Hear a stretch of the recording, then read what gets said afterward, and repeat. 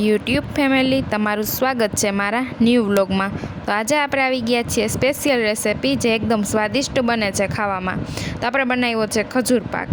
ખજૂર પાક છે ને એકદમ સ્વાદિષ્ટ છે અને સ્વાસ્થ્યને પણ ખૂબ જ ફાયદાકારક છે। તે માટે લઈ લીધી છે ખજૂર। ખજૂર છે ને અહીંયા પોચી લેવાની છે, જેમ બને એમ સોફ્ટ ખજૂર, ને ખજૂરના ઠળિયા છે ને અલગ કરી લીધા છે। તો એકદમ સરસ ખજૂર આપણો રેડી થઈ ગયો છે। અહીંયા લીધા છે ડ્રાયફ્રૂટ્સમાં લીધા છે કાજુ અને બદામ। બંનેને છે ને એકદમ સરસ મિક્સરમાં કરી લેશું ક્રશ। તમારે અહીંયા કટકી કરવી હોય તો કટકી પણ કરી શકો છો।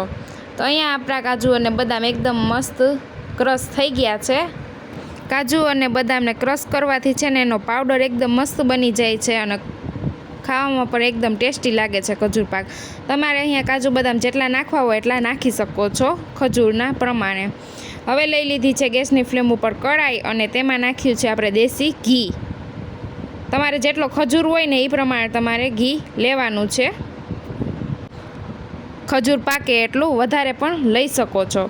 તો અહીંયા આપણે ઘી ગરમ થઈ ગયું હતું એકદમ સરસ, ત્યારબાદ લઈ લીધો છે ખજૂર।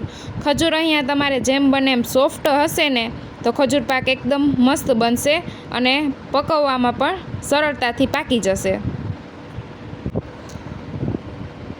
તો અહીંયા ગેસની ધીમી ફ્લેમે આપણે ખજૂરને એકદમ સરસ પકવતા રહીશું, જ્યાં સુધી એનો કલર ચેન્જ થઈ જાય ને ત્યાં સુધી। તો અહીંયા થોડી વાર બાદ ખજૂરનો કલર છે ને એકદમ મસ્ત ચેન્જ થવા માંડ્યો છે અને તેમાંનું ઘી છે ને બિલકુલ છૂટું પડવા માંડશે જેમ પાકશે ને એમ ખજૂર, ને ખજૂર પણ આપણો એકદમ સરસ સોફ્ટ થતો જશે।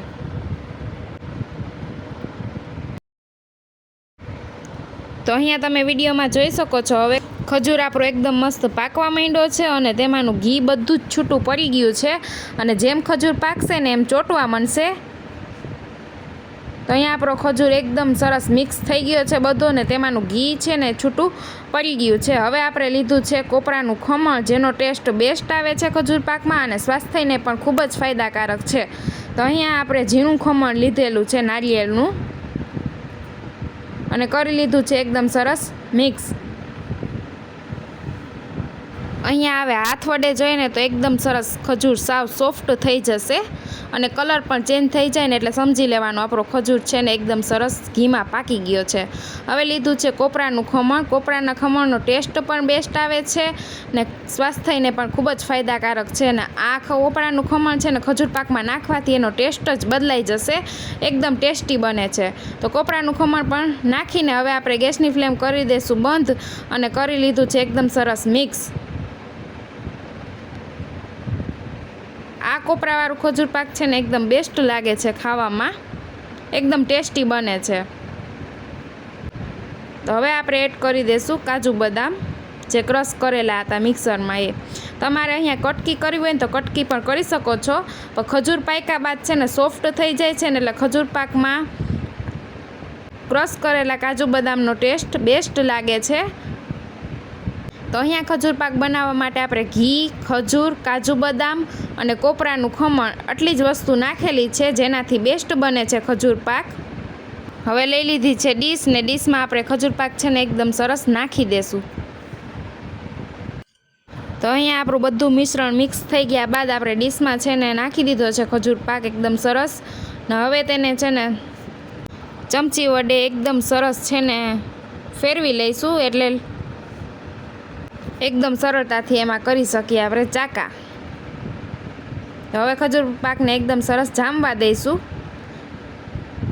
અને ઉપરથી આપણે નાખીએ છીએ ખમણ કોપરાનું।